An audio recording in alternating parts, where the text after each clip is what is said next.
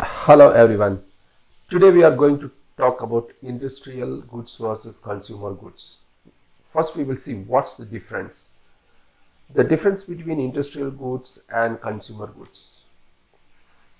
As you know, industrial goods are materials used in production of other goods. So the consumer goods compared to that is finished product that are sold and used by consumers. That is sold to consumers and also used by the consumers.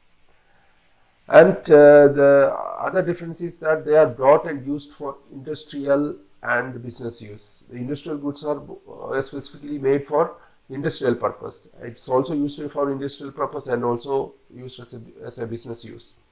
But as consumer goods are concerned, they are purchased by general public.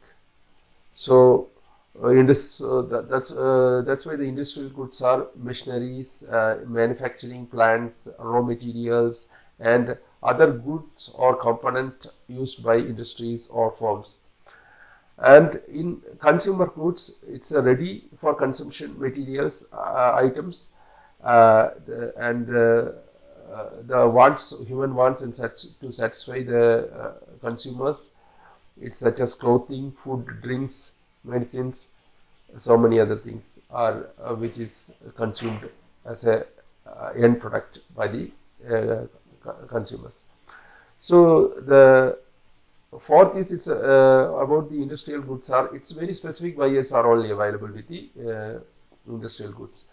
But as far as consumer goods is concerned, are a very large pool of buyers are available. And the demand for industrial goods are coming out of the need to provide the finished products to consumers, because industrial goods are generally used to produce the consumer goods. So automatically the demand stems from the need to provide finished goods, finished products. And for consumer goods, the demands directly come from the consumers. So this is the general difference between the industrial goods and consumer goods. Now we will look into the characteristics of industrial goods. Industrial goods are when we take about the purchasing, buying power, the nature of buying.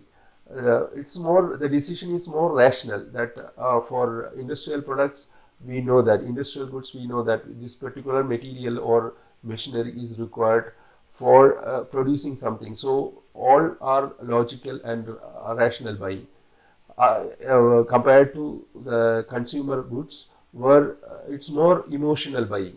It's a more emotional buying in consumer goods. As far as the industrial goods are concerned, it's more complex product lines. So we require high technical skills. It's more highly technical. So we require highly technical skilled people for that, for using the industrial goods. And the purchase value also, industrial goods are very high because of the complex nature and limited target market. So automatically the production cost increases when the number of pieces decreases.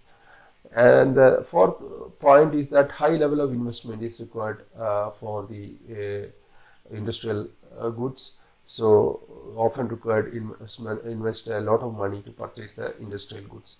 These are the few characteristics of industrial goods. Now we'll look into the different classification of industrial goods. Industrial goods can be broadly termed, divided in two categories. One is production goods and another one is support goods. Production goods are those material or goods that is used directly for the production purpose. Like that, suppose we were making some dye, some component, or in industrial purpose it's a component. If you are using some medicine, so the chemical used there is, we can take as it as a production material. production goods. The machineries which is used to make that tablet, we can take it as the support goods. Like that, some machineries may be used or some other equipment may be used for producing that. That is the consumer good, to produce that consumer goods. So the industrial goods are divided in two parts. One is production goods and then the supporting goods. Production goods directly come into the production, and the support goods are used to help the production process. So this is the way the industrial products are classified. As far as the consumer goods classifications are concerned, it can be classified in many ways, and few are depend upon the lifespan of the product.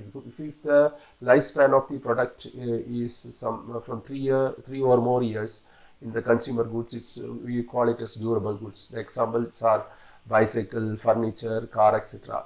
are durable goods. And non-durable goods are which lifespan is less than 3 years for immediate consumption. So these goods are generally have the lifespan less than 3 years, and the examples are food, beverages, clothing, etc. as a non-durable goods. And consumer services, that is also the intangible products or services produced and consumed at the same time, like that haircut, car wash are the typical example of consumer services.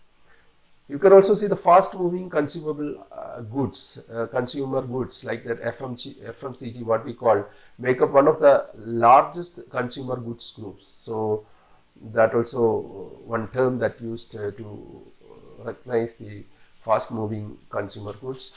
And the other one is convenient goods, which is readily available to purchase, and milk is some of the examples of the convenient goods. Then shopping goods, like that you have to take a lot of time for planning to purchase this particular items, because it may have more investment may be required. So those kind of items, or also the choice or the variety also may be different. So it may take little more time to decide what specification of or what size of items are required. Examples are electronics items and furniture items. And also there is a specialty goods, that is where the generally as luxury goods. We can take it jewelry and luxury cars also, like that specialty goods.